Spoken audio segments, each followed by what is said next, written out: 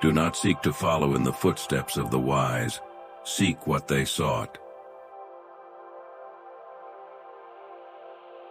In battle, if you make your opponent flinch, you have already won.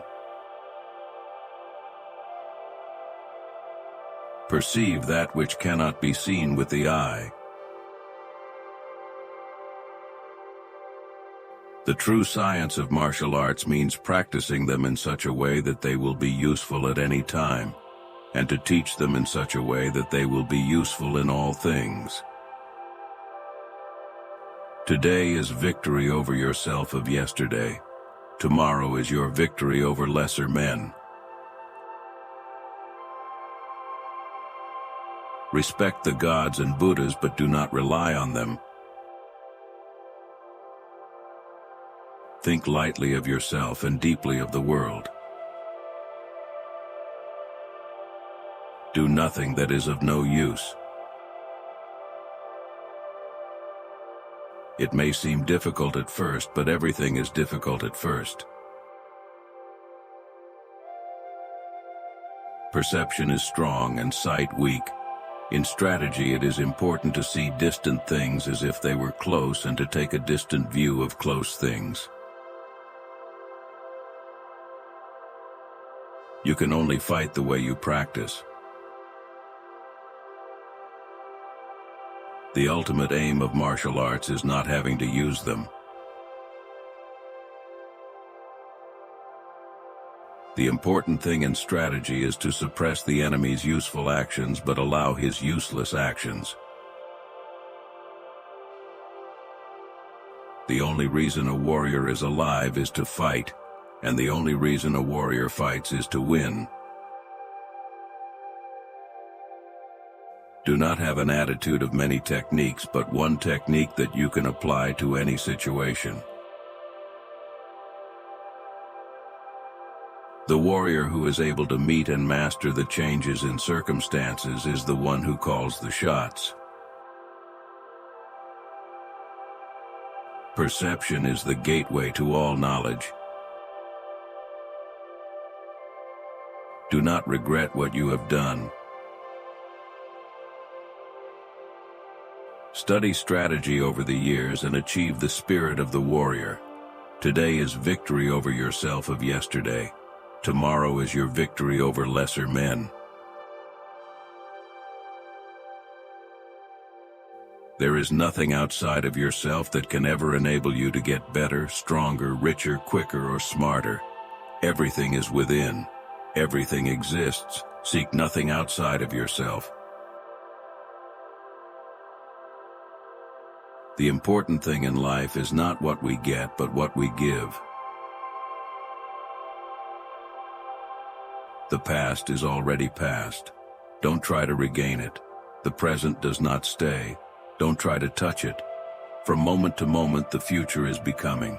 Don't think about it. In Zen, the self is not the ego.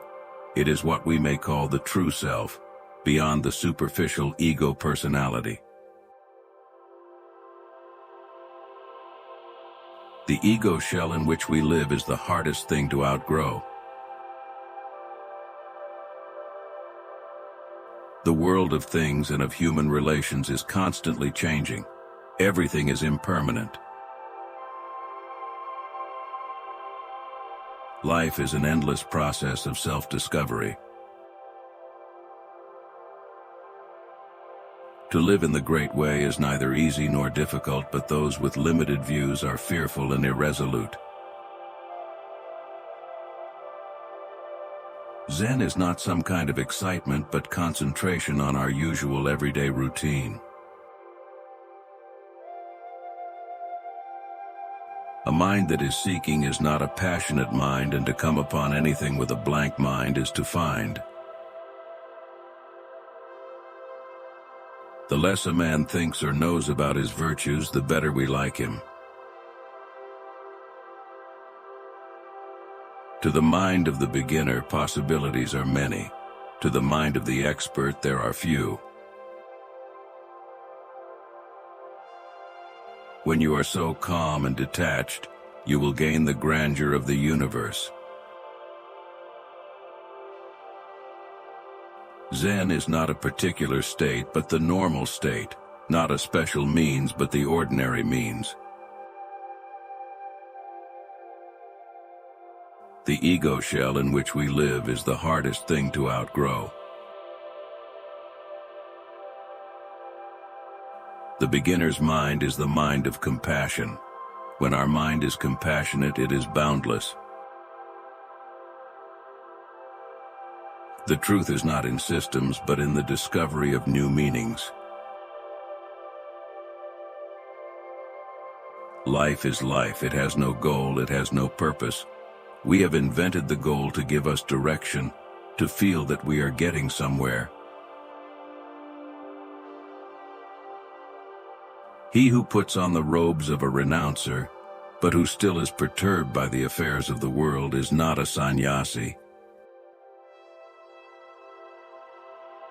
Without new experience, something inside of us sleeps. The sleeper must awaken. If you cannot find the truth right where you are, where else do you expect to find it? Philosophy is the self-discovery of the pure universal self. Nothing exists independently. Everything exists as interrelated.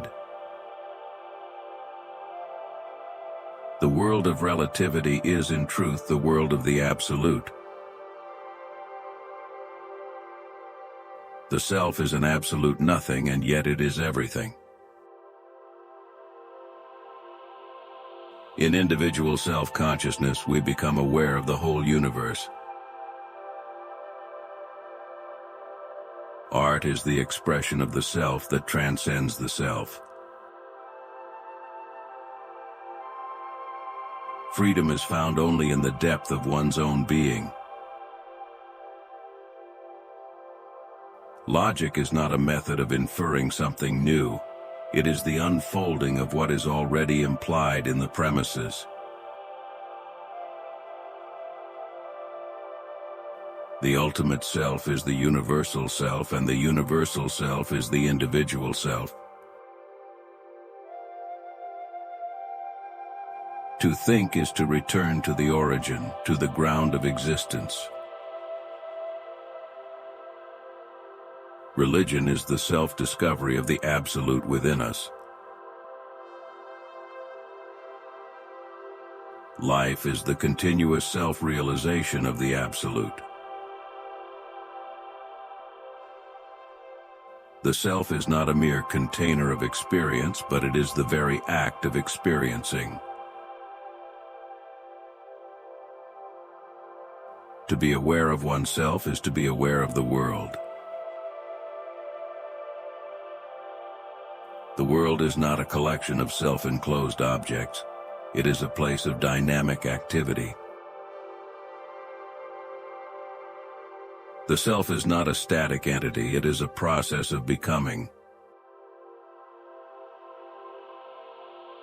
Only through action does the self find its true expression.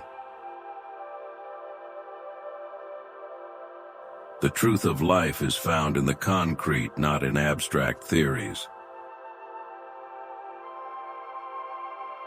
The religious act is the act of realizing the unity of all things.